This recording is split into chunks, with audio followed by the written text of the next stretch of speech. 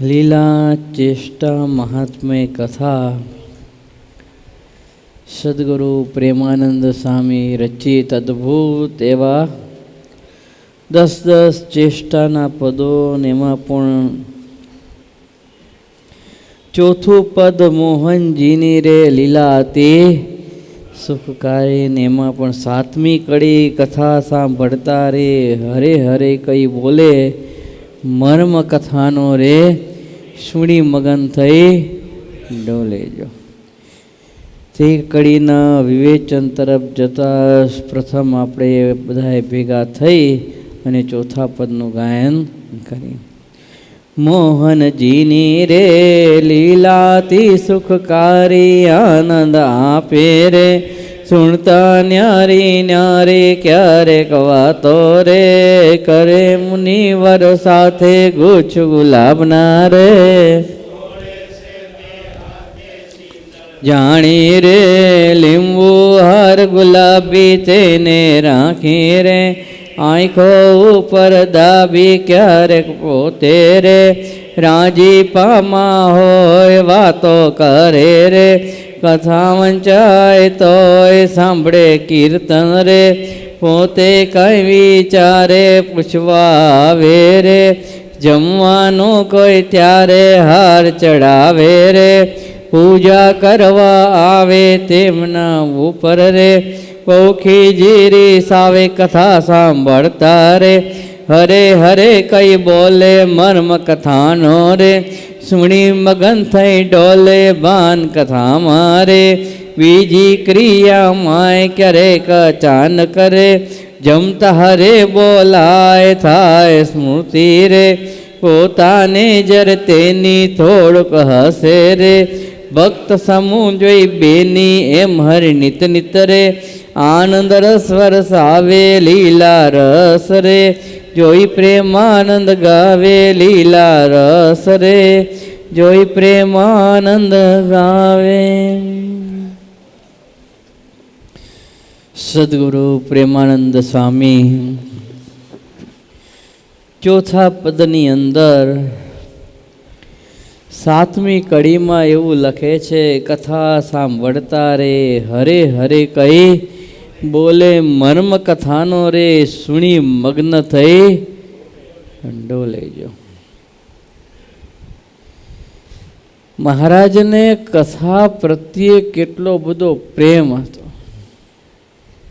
કેટલું આકર્ષણ, કેટલી લગની. બાલ પ્રભુ જ્યારે નાના હતા અમદાવાદની અંદર અયોધ્યાની અંદર રહેતા ને એ સમયે જેટલા મંદિરો હતા એ બધા જ મંદિરોની અંદર કથા સાંભળવા માટે જતા. આપણને એમ થાય કે અયોધ્યાની અંદર તો આટલા બધા મંદિરો છે, બધાય મંદિરોની અંદર એક સાથે કથા સાંભળવા કઈ રીતે જતા હશે? બધાનો ટાઈમ કદાચ જુદો હોય તો અલગ અલગ સમયે કથા સાંભળવા જઈ શકે, પણ ઘણી જગ્યાએ એક ટાઈમ પણ હોય. રામ પ્રતાપભાઈને એકવાર કંઈક કાર્ય અંતે ઘનશ્યામની જરૂર પડી. ભક્તિ માને પૂછે છે કે માં ઘનશ્યામ ક્યાં છે? એટલે ભક્તિ માતા કહે છે કે જો અહીંયા મંદિરે ગયો હશે તો જોઈ આય. એટલે રામ પ્રતાપભાઈ ઘર પાસે એક મંદિર હતું ને ત્યાં જોવા માટે ગયા. મંદિરમાં આવીને રામ પ્રતાપભાઈ દર્શન કર્યા, જોયું તો ઘનશ્યામ ત્યાં બેઠા બેઠા કથા સાંભળતા હતા, કથા ચાલુ હતી. એટલે ભાઈએ ભગવાનના દર્શન કરી ઘનશ્યામ પાસે આવીને કંઈ કહેવા લાગે, ઘનશ્યામ ઘરે ચાલ થોડું કામ છે.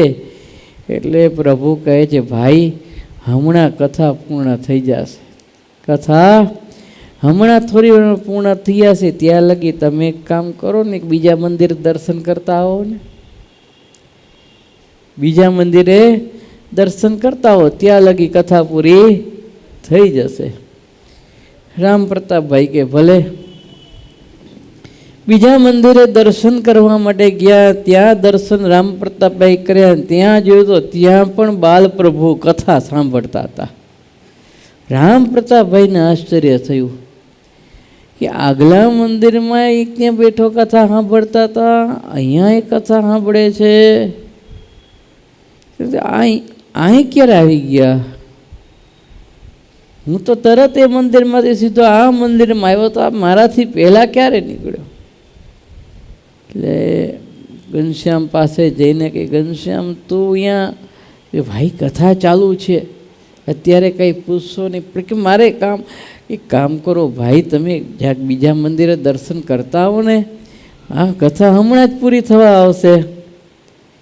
ને પાછા રામ પ્રતાપભાઈ ત્યાંથી નીકળ્યા, ત્રીજા મંદિરે ગયા, જ્યાં દર્શન કરે ત્યાં તો બાલ પ્રભુ ત્યાં કથા સાંભળવા માટે બેઠેલા. રામ પ્રતાપભાઈ પછીને રેપ જેપ થઈ ગયા કે હારું શું થાય છે? પહેલા મંદિરમાં દેખાય, દર્શન કરવા ગયો ત્યાં દેખાય, બીજા મંદિરમાં દર્શન કરવા ગયો ત્યાં દેખાય, ત્રીજા મંદિર આવ્યો ત્યાં દેખાય, પછીનો થઈ ગયો એને.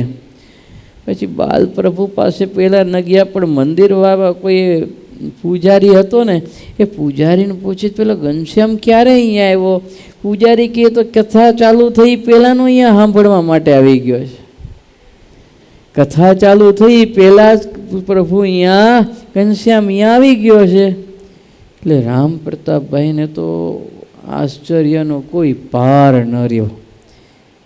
પછીને રેપ જેપ થઈ ગયા, ઘનશ્યામ પાસે આવ્યા. એટલે ઘનશ્યામ કે ભાઈ આટલો બધો પસીનો કેમ વરે છે?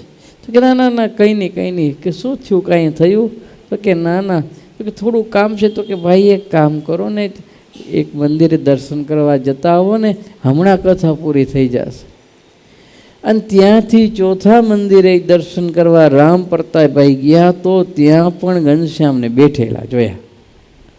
ત્યાં એ કથા સાંભળવા બેઠા હતા. રામ પ્રતાપભાઈ ભગવાનની આ ચેષ્ટાને સમજી શક્યા નહીં.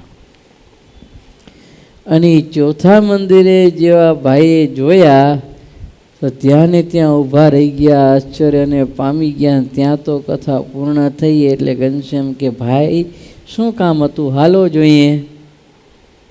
રામ પ્રતાપભાઈનું તો માઇન્ડ કામ કરે એ નહીં. પણ આ તો એક પ્રકારનું ભગવાનનું ઐશ્વર્ય છે. અલગ અલગ સ્વરૂપે થઈ અને દરેક મંદિરોની અંદર ભગવાન કથા સાંભળે છે. જો અલગ અલગ સ્વરૂપ ધારણ કરીને કેટલો ઈશક હશે કથા વાર્તા પ્રત્યે, કે એક નહીં તન ચાર સ્વરૂપો ભગવાન ધારણ કરીને ભગવત કથા વાર્તા શ્રવણ કરે છે. આ ભગવાનનું ઐશ્વર્ય કહેવાય. અલગ અલગ સ્વરૂપો ધારણ કરવા પરમાત્માની એક પ્રકારની શક્તિ એ કહેવામાં આવે. પણ મૂળ વસ્તુ શું છે કે આ ભગવાન ઐશ્વર્ય રામ પ્રતાપભાઈને એવું દેખાડ્યું, પણ એ શેના માટે હતું? કથા વાર્તા સાંભળવામાં ભગવાનની કેટલી રુચિ છે એ ભાઈને દેખાડવા.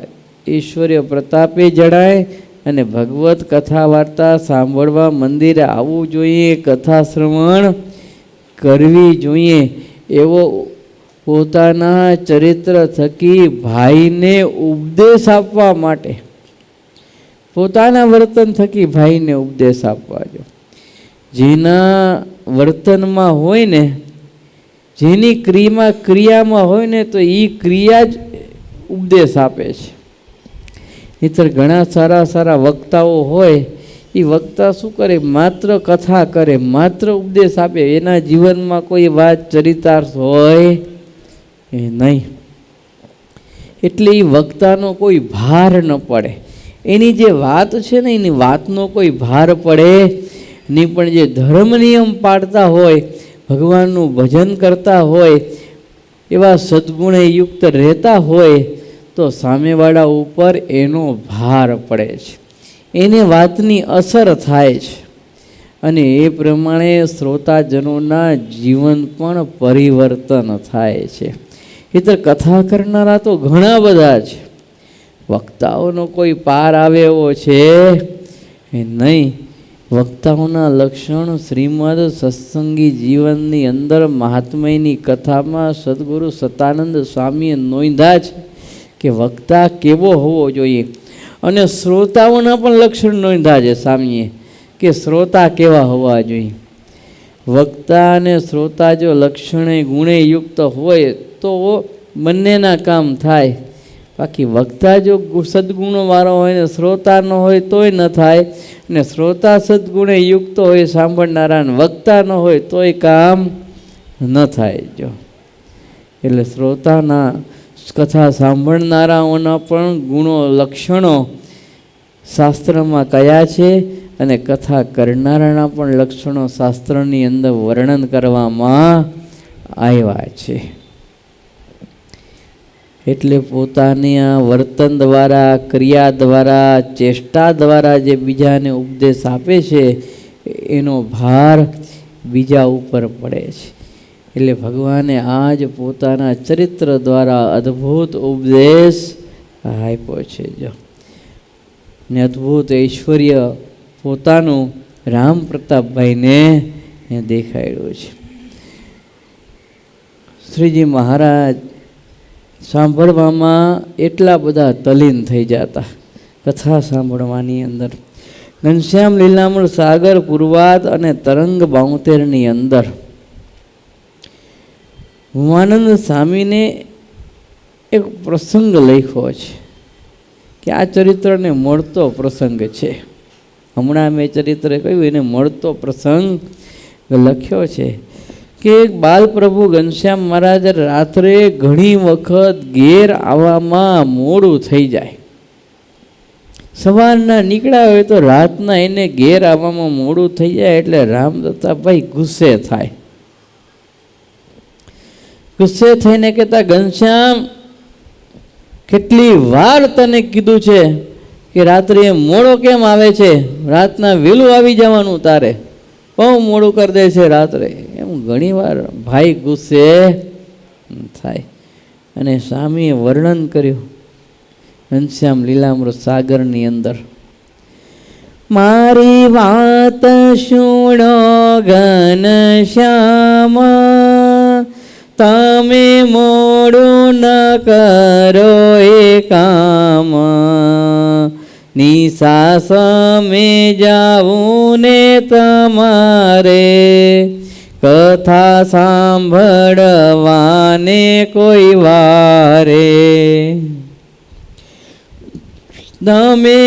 તમે મન રહો છો મગન, પણ દૃષ્ટ કરશે વિઘન, માટે માનો અમારું વચન, તમ કેડે ફરે મુજમન.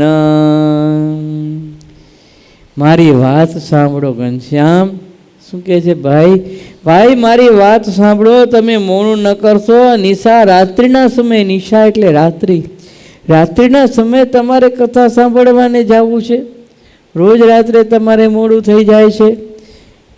તમે તો તમારા મનમાં આનંદથી રહો છો, મગન રહો છો, પણ રાક્ષસો આવીને, દુષ્ટો આવીને રાત્રિના સમયે વિઘન કરશે એ તમને ખબર છે. સાંજનો સમય હોય ને એ યમરાજનો સમય કીધેલો છે, સાંજનો સમય રાક્ષસનો સમય કીધેલો છે. અને સાંજના સમયે સૂર્યના રથના ગોળાએ પાછા ફરતા હોય છે. શું ફરતા હોય? પાછા ફરતા હોય. અને ચંદ્ર ઉદય હજી થયો હોય નહીં, એટલે સૂર્ય અસ્ત થાય ને ચંદ્રનો ઉદય હજી થયો ન હોય એવો ટાઈમ હોય. એટલે એ રાક્ષસનો સમય કહેવાય. જો એટલે આજ ભાઈ રામ પ્રતાપજી કહે છે કે ઘનશ્યામ, દુષ્ટો તમને વિઘન કરશે, રાક્ષસો તમને વિઘન કરશે, માટે મારું વચન માનો. મારું મન તો તમારી અંદર રહ્યું છે, તમારા સ્વરૂપની અંદર મારું મન પરોવાયું છે. મને તમારી ચિંતા રહે છે. માટે હે ઘનશ્યામ, તમે જશો અને રાત્રિના તમે મોડું ન કરશો. જો ને આવું જ્યારે કહ્યું ત્યારે ઘનશ્યામ મહારાજે અદ્ભુત જવાબ આપ્યો છે. મોટા ભાઈને વિવેકપૂર્ણ જવાબ આજ પ્રભુએ આપ્યો છે.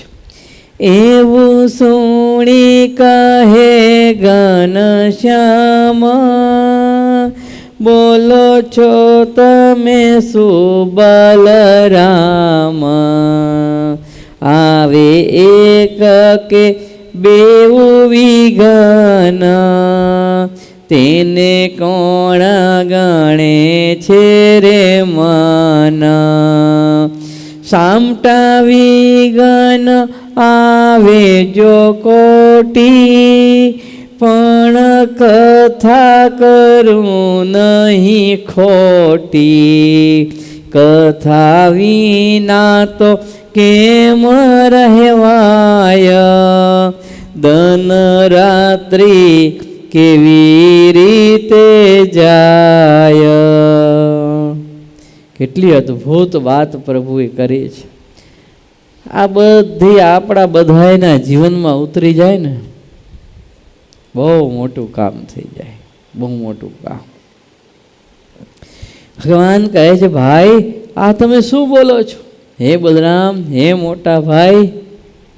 આમ તો બલરામ જીતી જતા ને, શંકરસણના અવતાર એવા રામ પ્રતાપભાઈ. જો બળમાં કોઈ એને પહોંચી એમ નહોતા, એવા તાકાતવાળા હતા. એટલે કહે છે કે હે બલરામજી, હે રામ પ્રતાપભાઈ, તમે આ શું બોલો છો?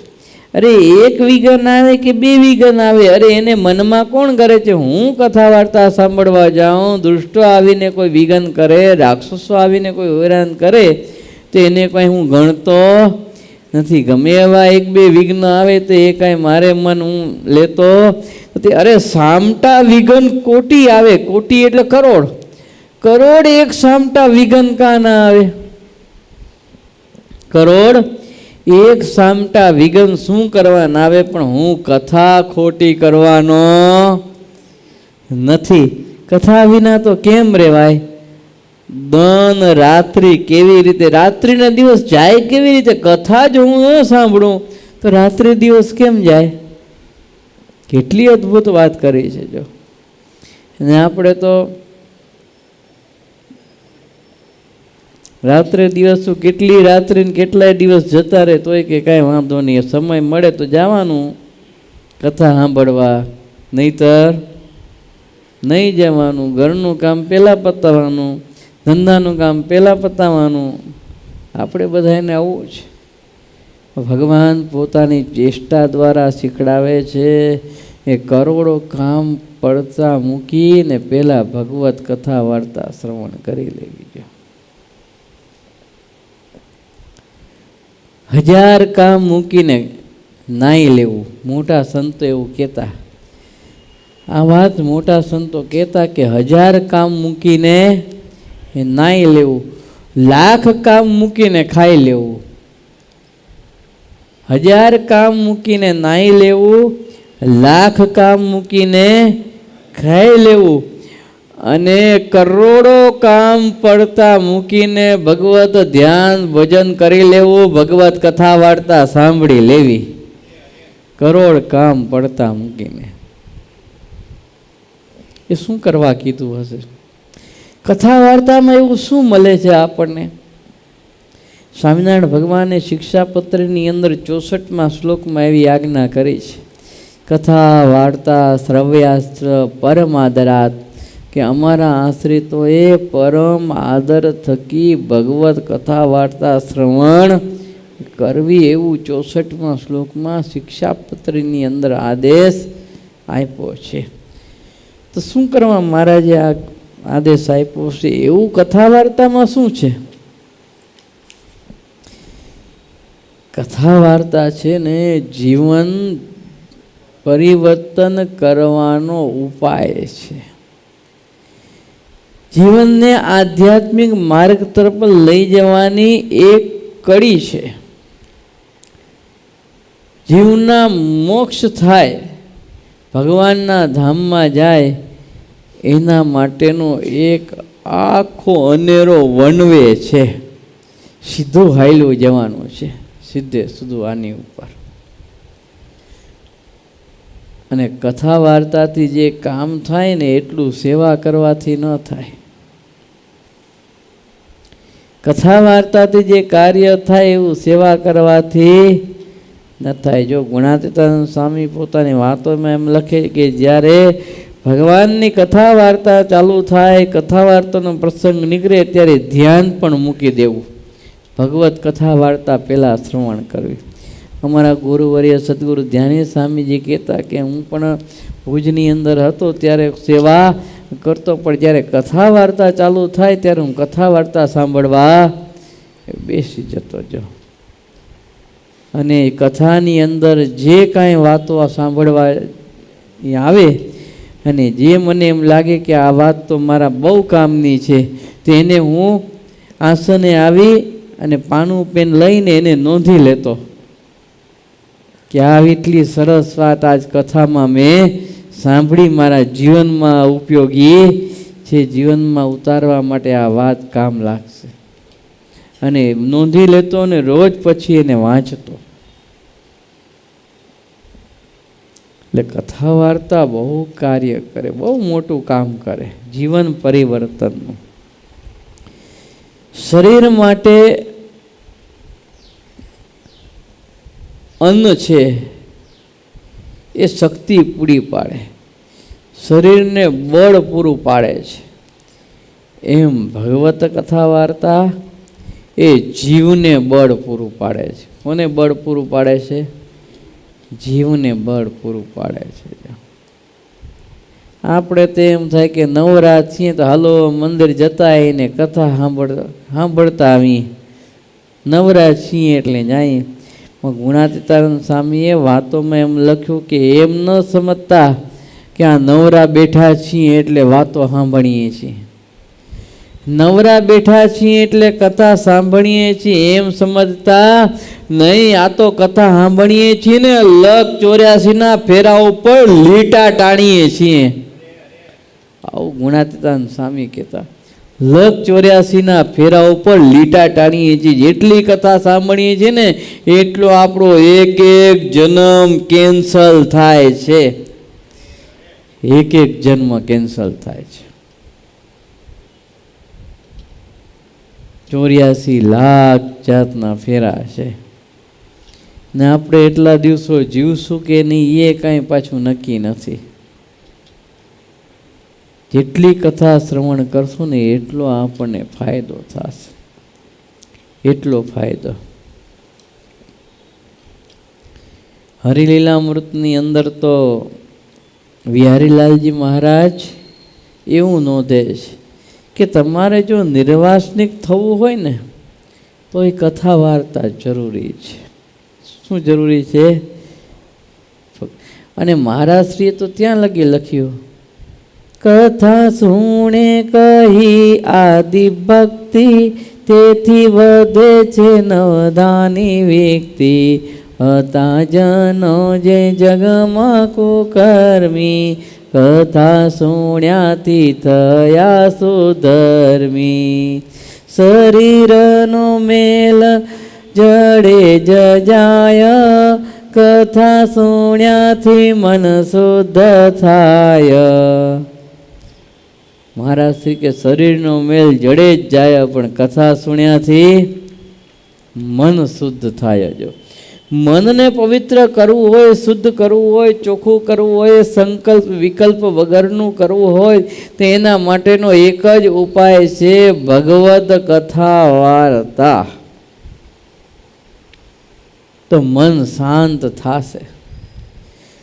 શરીરને કેમ રોજ તમે સ્નાન કરાવો છો, સરસ મજાના લક્સ ને લાઈફબોય ને ઇન્ટરનેશનલ ને કેટલી જાત જાતના તમે સાબુઓ વાપરો છો કે નહીં? એવા ઘસો ને કાળા ડુંગરા જેવા હો, કાળા તલ જેવા હો તો તમને એમ થાય એટલું ઘસો સાબુ, એટલો ઘસું કે ધોળો થઈ જાઓ. પણ સાબુ ખાલી થઈ જાય પણ તમે ધોળા ન થાવ, એટલો સાબુ ઘસો. ઘણા તો પાછા લિક્વિડ વાપરતા હોય, એટલું લિક્વિડ વાપરે ને મોટી બોટલ આવી હોય એ અડધી કલાકમાં પૂરી થઈ જાય, એટલું ગહે. તોય ધોળા થાય નહીં, કાળા તલ જેવા જ રહીએ. પણ કહેવાનો મતલબ કે શરીરની શુદ્ધિ તમે કેટલી રાખો છો, કેટલું સ્નાન કરવામાં કેટલો બધો સમય પાછળ બગાડો છો. એમ શરીરની શુદ્ધિ માટે સ્નાન જરૂરી છે. એમ મોટા સંતોનો મત છે, મહારાજનો હતો ને મારો પણ છે. પણ જીવની શુદ્ધિ માટે ભગવત કથા વાર્તા જરૂરી, મનની શુદ્ધિ માટે ભગવત કથા વાર્તા જરૂરી છે. મન એનાથી શુદ્ધ થશે. ભગવત કથા વાર્તા સાંભળ્યા વગર મન ચોખ્ખું નહીં થાય, મન પવિત્ર નહીં થાય. સદવિચારો મનની અંદર ક્યારે પણ નહીં આવે જ્યાં લગી કથા નહીં સાંભળો ત્યાં સુધી. તો ભૂત જેવા મનને શાંત પાડવું હોય તો ક્યાંથી પાડો? ભગવત કથા વાર્તા રૂપી નિસરણી આપી દેવી પડે. ભગવાનના ચરિત્ર રૂપી નિસરણી આપી દેવી પડે. સ્વામિનારાયણ ભગવાન તો વચનામૃતમાં એમ બોલે છે કે ભગવાનના ચરિત્ર રૂપી સંકલ્પ એક સમયોને બીજો કરવો, બીજો સમયોને ત્રીજો કરવો, ત્રીજો સમયોને ચોથો કરવો, એમ વારંવાર ભગવાનના ચરિત્રમાં મનને ગૂંચવી મેળવું. આવા શબ્દો સ્વામિનારાયણ ભગવાને વચનામૃતમાં વાપર્યા છે. મનને એમાં ગૂંચવી દેવું. વિચારો, ભગવત ચરિત્રોની અંદર મન રહેશે તો બીજા ખરાબ ઘાટ ગળશે, એની ખરાબ વિચારો આવશે નહીં. પણ ભગવત કથા વાર્તામાં મન નહીં હોય, ભગવત ચરિત્ર લીલાઓમાં મન નહીં હોય તો બીજા બધા વિચારો કર્યા કરશે. ન કરવાનું કાર્ય પણ મન આપણા પાસે એ કરાવશે. એટલે આજ સદગુણોની જરૂર હોય ને તો ભગવત કથા વાર્તા છે, એ સિવાય બીજું કોઈ છે નહીં. એકવાર એક મહાત્મા સરસ મજાની ભગવત કથા વાર્તા કરતા હતા. એટલે રોજ હરિભક્તો બિચારા સાંભળવા માટે આવે. એમાં તમારા જેવો કોઈ એકાદ ભગત હશે, ઘણા દિવસથી સાંભળવા આવે નહીં કથા વાર્તા. એટલે મહાત્માજી તપાસ કરાવી, પેલા ભગત રોજ આવતા હતા ને કથા વાર્તા સાંભળવા આવવાના બંધ થઈ ગયા, બહારગામ ગયા છે, બીમાર પડી ગયા છે, કે કોઈએ કંઈ એને કહી દીધું છે ભાઈ કેમ મંદિર નથી આવતા. બીજા હરિભક્તોને કીધું ભાઈ જરાક તપાસ તો કરો, શું છે, ભગત કેમ દેખાતા નથી. ત્યારે હરિભગતે જઈને પછી કીધું હશે ભગતને કે ભાઈ તમને મહાત્માજી યાદ કરે છે, ઘણા દિવસથી કથા વાર્તા સાંભળવા તમે આવતા નથી, એકવાર મહાત્માજીને તમે મળી આવજો. ત્યારે કે બહુ સારું.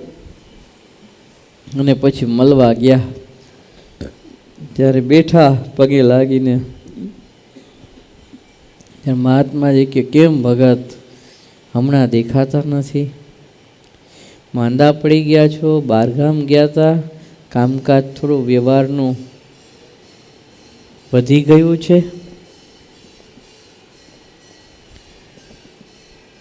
અને ત્યારે ભગત એવું બોલ્યા કે ના ના સ્વામી એવું કાંઈ છે નહીં. તો કે રોજ તમે કથા સાંભળવા માટે આવતા હતા અને હવે નથી આવતા, તમને કોઈએ ના પાડી છે? તો કે ના સ્વામી એવું નથી, પણ તમે કથા હારી કરો પણ સારું મને કાંઈ યાદ રહેતું નથી. એટલે મારોય ટાઈમ બગડે અને તમારોય ટાઈમ બગડે. એટલે મેં કીધું ખાલી ખોટું કથામાં જવું, મને કાંઈ યાદ રહે નહીં, એટલે એના કરતાં બીજું કાંઈ કામ થાય. એટલે મહાત્મા કે કાંઈ વાંધો નહીં, ભગવાન સારું કરે. આવું મહાત્મા બોલ્યા. એટલે પેલો ભગત મહાત્માને પગે લાગીને ઊભો થઈને હજી તો આમ જવા જતો તો દરવાજા પાસે પહોંચ્યો. ત્યાં મહાત્મા કે ભગત કે બોલો, એક નાનકડું કામ કરશો? તો કે હા બોલો ને. જો પેલો સૂંડલો પડ્યો ને એમાં થોડું પાણી ભરી આવશો. સૂંડલો પડ્યો એમાં થોડું પાણી ભરી આવશો? તો કે હા. પાણી ભરવા માટે ગયો સૂંડલાની અંદર. કૂવામાંથી ડોલ ભરી, પેલા તો રસાવારી આવતી ને ગરગડીમાં ઉપરથી ડોલ નાખે, નીચે કૂવામાંથી દોરડા ખેંચીને પાણી ભરવાનું. નળ તો હતા નહીં એટલે એવી રીતે પાણી ભર્યું, સૂંડલામાં નાખ્યું, પાણી ભરીને સૂંડલો મહાત્મા પાસે લાવ્યો ને ત્યાં લગી પાણી ખાલી થઈ ગયું. સૂંડલામાંથી પાણી ખાલી થઈ ગયું, એટલું બધું પાણી ભરીને લાવ્યો હતો, પણ જ્યારે મહાત્મા પાસે પહોંચ્યો ત્યાં લગી પાણી થોડું થોડું બધું નીકળી ગયેલું. એટલે મહાત્માજીને કે પાણી તો હું ભરીને લાવ્યો, પણ તમારા પાસે પહોંચ્યો ત્યાં સુધીમાં તો નીકળી ગયું. તો કાંઈ વાંધો નહીં, ફરી ભરી આવ. બીજી વાર ભરવા મોકલ્યો, મહાત્માજી કને પાછો ભરીને પહોંચ્યો, ફરી નીકળી ગયું. ત્રીજી વાર ભરવા મોકલ્યો, ફરી મહાત્માજી પાસે પાણી ભરીને પહોંચ્યો, પાછું નીકળી ગયું. ચોથી વાર ભરવા મોકલ્યો, મહાત્માજી કે કાંઈ વાંધો નહીં, પાછું ભરી આવ. પહેલાં જરાક થયું કે આ મહાત્માજી મને ધક્કા ખવડાવે છે, છતાંય ચોથી વાર ભરીને લાવ્યો, પાછું નીકળી ગયું. મહાત્માજી કાંઈ વાંધો નહીં, પાછું ભરી આવ. પાંચમી વાર કીધું ત્યારે પેલા ભગત કે મહાત્માજી આમાં પાણી તો રહેતું નથી, સુંડલામાં પાણી રહેતું નથી, અંદરથી નીકળી જાય છે, તમે વારંવાર શું કરવા મને ધક્કા ખવડાવો છો પાણી ભરવા માટે? મહાત્માજી કે બસ હું તને એ જ સમજાવવા માગું છું, તને એ જ કહેવા માગું છું કે પાણી આમાં ભલે રહેતું નથી, છતાંય હું તને મોકલું છું, કાંઈ સમજાય છે? તો કે ના, કે મેં તને જ્યારે સૂંડલો આપ્યો, તને જ્યારે મેં એમ કીધું કે આમાં તું પાણી ભર્યો, ત્યારે આ સૂંડલો કેવો હતો એ કહેજો. અહીંયા કે આ સૂંડલો અતિ મેલો હતો, અતિશય રજ આની અંદર હતી, કચરો એ બહુ હતો, હાથમાં ઉપાડાય એવો નહોતો. કે અત્યારે કેવો થઈ ગયો? અત્યારે તો બજારમાંથી લાવ્યા હોય એવો નવો નકોર થઈ ગયો, બજારમાંથી નવો માલ લાવ્યો હોય એવો નવે નકોર થઈ ગયો. તો કે હું તને આ જ કહું છું કે ભલે તને ભગવાનની કથા વાર્તા હું કરું છું ને તને યાદ નથી રહેતી, તારા મગજમાંથી નીકળી જાય છે, એની કાંઈ ચિંતા નહીં, પર તારો જીવ છે ને એ નવે નકોર થતો જાય છે, તારું મન શુદ્ધ થતું જાય છે. જેમાં સૂંડલો ધોવાઈ ગયો ને, નવો ચોખ્ખો થઈ ગયો ને, એમ તારું મન ચોખ્ખું થતું જાય છે. એટલે તને કહું છું કે રોજ કથા વાર્તા સાંભળવા આવું, તારે રોજ આવું. એટલે ઘણાને એવું મનમાં હોય કે ખાલી ખોટું કથામાં જાવું, હવે ઉંમર થઈ, પગ કામ કરે નહીં, હાથ કામ કરે નહીં, યુવાનિયા હોય તો એમ વિચારે કે આપણે તો હજી યુવાન વય છે, આવું શું કથા વાર્તામાં જવું હોય. પણ કથા વાર્તાથી જે જીવનમાં ફાયદો થાય એ બીજી કોઈ વાતે થાય એ નહીં. એટલે મહારાજનો જે ઈશક છે એ આ કડીની અંદર દર્શાવે છે. વિશેષ આ કડીનો વિસ્તાર આપણે આવતીકાલે જોઈશું. સહજાનંદ સ્વામી મહારાજની જય. શ્રીપતિમ શ્રીધરમ સર્વદેવેશ્વરમ ભક્તિધર્માત્મજં વાસુદેવમ હરે માધવમ કેશવમ કામદમ કારણમ સ્વામિનારાયણમ નીલકંઠમ ભજે. સહજાનંદ સ્વામી મહારાજની જય.